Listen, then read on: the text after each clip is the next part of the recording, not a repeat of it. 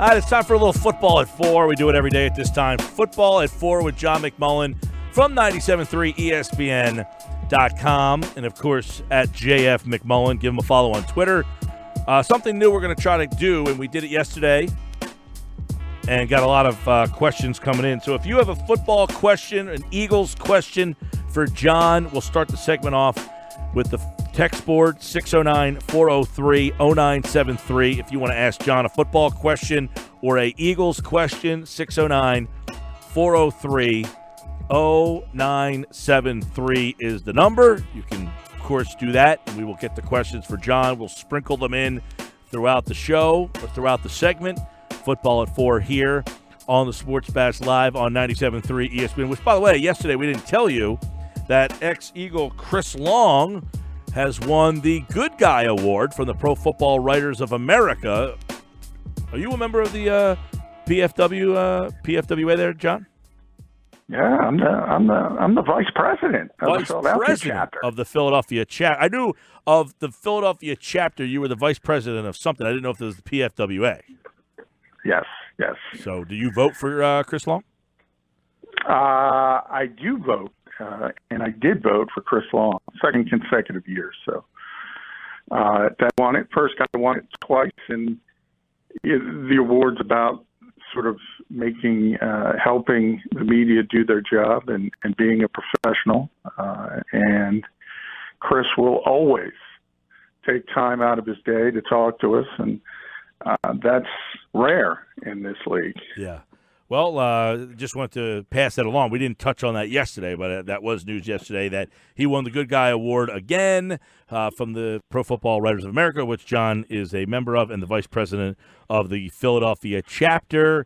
Some football at 4 today, some stuff going on around the team. I want to ask you real quick about J.J. Arcega-Whiteside. I had some questions about him from some listeners after you got off yesterday and wanted to know how he's progressing, how he's fitting in, and if he's going to be a part of the rotation at all. Well, I think it's going to be difficult if everything works out the way the Eagles expect it to. I don't think he's going to get a ton of playing time. He's projected to be the fourth receiver. And if you kind of rewind back to the last season, that would have been the Jordan Matthews role. So there's some playing time and some opportunity to get involved. But with Alshon Jeffrey, Deshaun Jackson, Nelson Aguilar here, it's going to be difficult to get big numbers as far as snap counts go. I think the Eagles are very excited about him, but probably as a starter, you're not going to see till 2020, and that's fine. Today, it's interesting. Obviously, Alshon's not at voluntary work, but Deshaun and Nelson did not practice today. So a lot of opportunity for the young receivers, the guys like Arcega-Whiteside, to get first-team reps. And he showed off what he does well again, some red zone work with sort of a fade pass, and he goes up in high points of football. He's really ahead of the curve when it comes to things like that. Another receiver who spoke today, Charles Johnson. Now, he's a guy who is a veteran, was in the AAF, is a guy who's had success in the NFL, says he's still explosive, can make big plays. Where do you see him in terms of as a factor in this wide receiving situation? Because you got J.J. Arcega-Whiteside, which we all think or know is going to make the team. You got Nelson. You got D-Jack. You've got, obviously, Alshon. So you got four guys there who we definitively think are going to make the team. Charles Johnson, can he still play? Yeah, I mean, I do think he can play in this league. He was probably, if not the best, certainly amongst the top two or three receivers in the AAF. So I think he can play in this league. I think you just mentioned the numbers crunch here with this particular team. Matt Collins, you didn't even mention. He's back on the field finally, rehabbing. So Doug set his goal as training camp, so he's going to be involved. And anytime you talk about the fifth, or if they keep six receivers, the fifth and sixth receiver, usually the guy who plays best on special teams is going to get the nod.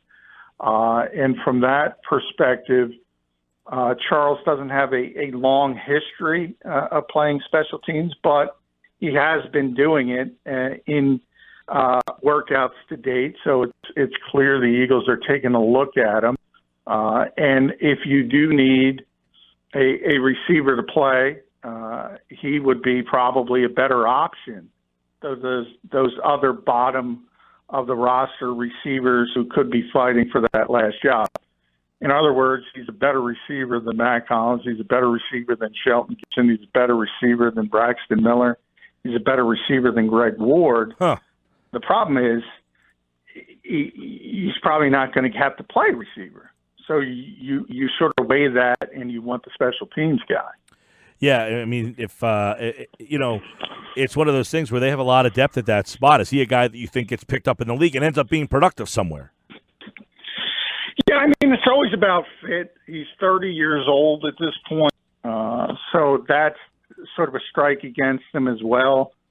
When you're talking about back end of the roster receivers. What had happened? I remember him having the big year with Minnesota. What had happened? Did he get hurt or something? No, it was sort of the opposite. The Vikings had a lot of issues at receiver, and he was forced to play and kind of showed up. He's got a lot of size, a lot of speed, and in sort of a limited span, 5-6 games, he really put up some nice production. But it kind of plateaued there, and he wasn't consistent enough at that stage of his career. He never got over the hump. But I mean, he's a guy who, as I said, he's big, he's tall, he can run, he can catch the football. And a lot of times in the NFL, it's about timing. It's about being in the right spot. And we'll see if he can make a run at a roster spot. I do think it's going to be difficult for him because this team is pretty deep at that position. Yeah, it'll be interesting to see if they decide, like, hey, we want to have a veteran guy around. After last year with all the injuries that occurred, they had to go out and get Jordan Matthews, in a pinch. Would they like to have a guy who's a veteran that they just have through – I'm assuming he would make it through training camp and be able to learn the offense, but, have a more veteran guy around in case there's injury problems like last year. Yeah, and if you remember last year, that was sort of Marcus Wheaton, at least early in the season. A lot of times you can release guys like that if you need to at the final 53 and then bring them back. That might be his role. We'll see how it shakes out. But as you mentioned, the four top guys, they're locked in. So barring injury, the Eagles are pretty set at the guys who are going to play receiver for the season, and it's a pretty impressive group. All right, John, some other things that are happening at the Eagles OTA today. What about Richard Rodgers? I'm interested to see what's happening with it because we talk so much about how they're going to get Dallas Goedert and Ertz on the field. Richard Rodgers, I see him as one of the guys, routes, Vatai, another veteran tight end. So it sounds like the tight end position is also very deep. Yeah, the Eagles are really, really good at tight end, and Richard's the third guy. He's a veteran. He's had a lot of success previously in Green Bay catching the football. People probably remember his Hail Mary catches from Aaron Rodgers, but he's always had good hands, and he's more of a sort of Dallas Goedert type in the fact that he can do both, catch the football and block a little bit. Now, he's not nearly as explosive as a Dallas Goedert or Zach Ertz, but when you're talking about a third tight end, it's pretty good. And, I haven't seen Richard. He hasn't been in the locker room, and I'm disappointed because I wanted to compliment him on how good of a softball player he was. He was just phenomenal. Yeah, you were covering that game. You were covering that game the other night. Who could play? Oh, by far, Richard was the best player. Like I said, he not only won the home run derby, he wasn't hitting them over the softball fence. He was hitting them out of the yard into the left field stands consistently. He's a candidate for the king in his court, huh? Oh, yeah. And he won the game with a walk-off home run. Get this. And which was in the left field stands, not over just the softball fence. I heard that. I heard that Jake Elliott was pretty good. He was second for the second straight year. He's a really good softball player. The tight ends, all the tight ends, Dallas Goedert was tremendous. Zach Ertz. I'll give you real quick. Team offense was down 16-14 in the bottom of the sixth, which was the last inning. So that's how they did it, offense versus defense? Yeah. Back to back to back. Ertz, Goddard, Rodgers. Now, what's the fence? What's the fence? Well, there's two. Like, there's the normal fence, which Rodgers was hitting it over. Like, he's jacking it like he's Barry Bonds in his prime, just right-handed. And then they had the softball fence, which was significantly shorter than the regular fence at Citizens Bank Park. So Jake Elliott hit more home runs in the first round of the home run derby, but they were going over the softball fence. Jeez. Rodgers was knocking him out of the park. That's unbelievable. You wonder if he could hit live pitching. Yeah, I think the Phillies need a center fielder right now, right? Yeah, and he's a good athlete. He can field. It's not just one-dimensional. Like Camus Grugier-Hill was pretty impressive with the stick, but he couldn't field a lick. Richard is an all-around softball player. John Vatai, is he entrenched as a guard now, or is he kind of a swing guy, or is he not getting the same reps at tackle with Dillard and Mailata there? Well, you're not getting any reps at tackle. None at all? None at all. Not one through the entire off-season to date, and that'll continue next week. We actually got to talk to him today. He talked like it's a permanent move. It makes sense because Andre Dillard is obviously going to be there and be the future of tackle. And you also have Jordan Mailata, who Jeff Stoutland loves. So there's not a lot of room on this roster for a tackle any longer when Lane Johnson and Jason Peters are back. And Brandon Brooks isn't going to be here. He isn't going to be. He's still rehabbing from his torn Achilles, and that's going to go deep into the summer. So the Eagles are trying to accomplish two things by putting him there at right guard. Potentially, if Brandon Brooks isn't ready, they have an option to replace him early in the season. And if he is ready, you also have Stefan Wisniewski is back, and then you could probably trade Vatai in August, and increasing his versatility. He's already proven he can play tackle. If he proves he can play guard, that will increase his value. Yeah, Vatai, as you mentioned, won a Super Bowl with him playing left tackle.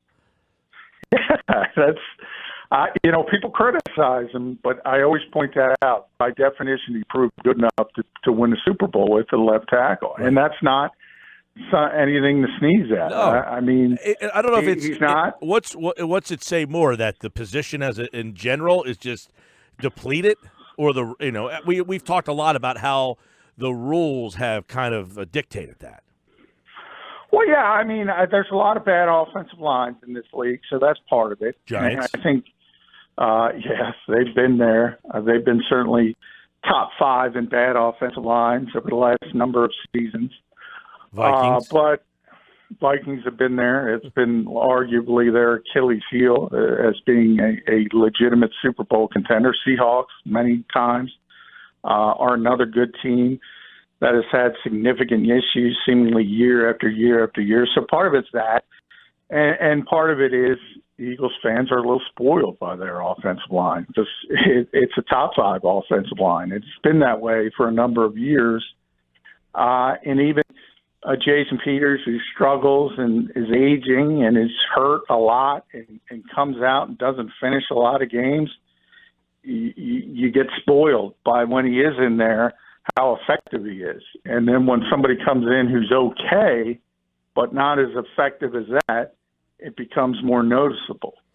Yeah, John, and another interesting thing that came up from OTAs today was one from Ronald Darby, discussing why he re-signed with the Eagles. And most people figure, hey, he was hurt. He probably wasn't going to be able to get into camp and learn a new system, so it was best for him just to come back with what he knows. Was that what he echoed, or did he see another reason why he was going to come back, why he chose to come back here? No, that was exactly what he echoed, and it makes a lot of sense, and we reported it at the time. He's not going to be ready. He's rehabbing from a torn ACL. So imagine from his perspective, not only do you have to rehab from that injury, but if you go to a new team, you have to learn a new defense, a new scheme, a new system, new terminology, and you're not on the field doing it. So it made a lot of sense from his perspective to sign the one-year prove-it deal. The Eagles got tremendous value. And if he plays well during this season, he's going to be a free agent again. And if he's able to be healthy and play well, he's going to get a big payday. And if it's not here, it's going to be somewhere else. Yeah, and that could be, I guess, an under talked about, under discussed reason why maybe the Eagles can't make a trade is because they know Darby could be out the door after this year. Yeah, and Mills as well. Mills is on the final year of his rookie deal. So there's a question of Jalen is a good player, but he's not a great player. But once you get to your second year and you have as much experience as he does, and he's won a Super Bowl and done some of the things that he's been able to do, well, he's probably going to get overpaid if he gets to free agency. So that's one of the reasons I've mentioned. I do think the Eagles would like to see Sidney Jones seize that job. Right. Not just from the fact that he's got tremendous talent as well, but Jalen Mills might not be here next year. So when you talk about the depth of the Eagles cornerbacks, it might look good on paper, but it's not only about 2019, it's also about 2020. So that's what I mentioned last week. They're not trading any of those guys unless a Jeremiah McKinnon or Josh Hawkins, names people don't know as much, really step up and prove they can play. Also, real quick, while we're taking a look at some of the things that happened today, they did bring a safety in, but forget the safety they brought in today. There was a lot of safeties getting a chance to kind of be Malcolm Jenkins, it seemed like, for the day. Trey Sullivan, DeAndre Hall, these are all guys that are getting a lot of extra looks because of Jenkins being out. Yeah, I mean, it was like a perfect storm because the Eagles sat the receivers. So all three starting receivers, Alshon's not here, but Deshaun didn't practice. Nelson Aguilar didn't practice. So it was big 12 and 13 personnel. So they were using a lot of 2 tight ends and 3 tight end offensive packages. And that means you want safeties on the field. So Jim Schwartz countered with his big nickel, as he calls it, where 3 safeties on the field. But Malcolm not here. Rodney's still working his way back from his torn ACL. So it was Sendejo and Sullivan, and they've been the starters throughout OTAs. And now DeAndre Hall was in the big nickel because there were so many tight ends on the field. So it's a good opportunity for all the young players to do some things and get noticed. All right, John McMullen, 97.3 ESPN.com. You can check out all his OTA practice notes right now on our website, one of which goes to the backup quarterback, which we know in this town is a big deal. Nate Sudfeld developing a nice rapport. But where is he in terms of, from this year to last year? I mean, is he a guy that has noticeably made big strides at, hey, at this point, he's got a very important position, as we know, in this town. Yeah, and he talked about that today, and I think people forget because of the injuries to Carson Wentz, he did get bumped up, and he has been the backup to Nick Foles in the past and had to be ready to play. So that helped him. He had one of his better days today. I thought he was really good.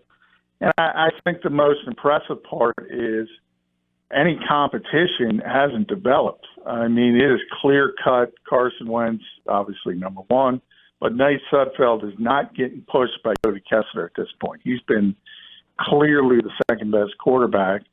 And I think that's what the Eagles were hoping for, that he would take a veteran coming in and look at the competition and lean on the fact that he has been here, knows the system, and outplay Cody Kessler.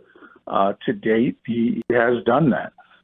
And the Thorson, the rookie today from Northwestern, right? It was not good. I was going to say, according to your notes, did not look good.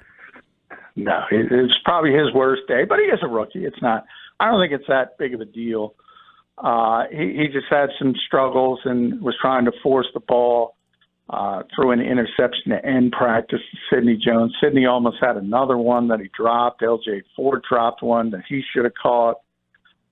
So it's something that happens with rookies. They tend to have days like this, and the more important part is you learn from them and don't make the same mistakes again and again and again. And the fact that Clayton comes from Northwestern, as you mentioned, that's probably a good sign, because you got to be smart to go to Northwestern. So I think he'll learn from it, and we'll see how he bounces back. This is the last time we'll get to see OTA practices, but so we won't see him till next week. And hopefully he can bounce back. Yeah, all right. Good stuff, John McMullen. Of course, you can follow him on Twitter at 973ESPN. We'll ask a couple of questions from our listeners as we open up the text board every day, so you can text John questions on the NFL and the Eagles, 609-403-0973. And, of course, Chris wants to know, we were talking about running backs. He wants to know, any chance, John, of Sproles coming back? Slight chance, and I think a lot of that depends on how things are shaping up in August. And the second part is if he doesn't find another role somewhere else. There are certain places he would play. San Diego would be, Los Angeles would be number one. He's an ex-Charger, lives in San Diego. So he would love to go back to the Chargers in Los Angeles. And then the Saints, his other old team, he's got a lot of comfort there. I don't see roles there because both of those teams have very good third down backs. So it's similar to Chris Long before Chris retired. And we said if things shape out, if there's injuries, if Miles Sanders is not developing, Doug Peterson loves him. He'll be in Howie Roseman's office knocking on the door saying, let's get Darren back. But he's got to be on the street. He's got to not sign somewhere else, and something bad's got to happen. The Eagles want Miles Sanders to be the complimentary back, and it's probably, to be honest, time to move on from Darren Sproles. All right, another question on the running back. Jordan Howard, what kind of role will he be the lead back for the Eagles this year?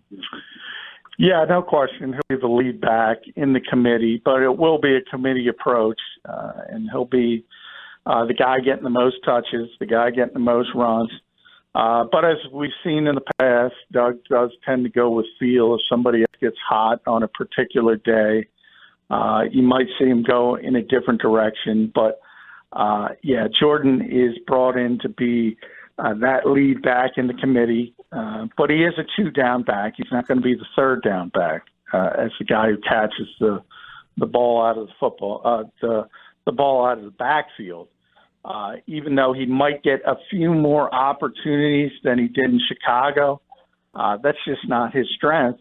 His strength is big guy, physical guy, between the tackles, running the football. I got time for one more here. Let's go. Jets fan here, John. Can we talk about Joe Douglas and what you think he could do as a GM? Is he is that signed? Not, I know it's not a done deal, but I saw that you tweeted out he was at Eagle practice today. Yeah, he was back at practice today. So Adam Gase talked yesterday at the Jets OTAs, and he said things should get done by the end of next week at the latest. So they're doing their due diligence. They've finished their interviews. 4 different people are interviewed. Nothing has changed. From all indications, Adam Gase wants Joe Douglas.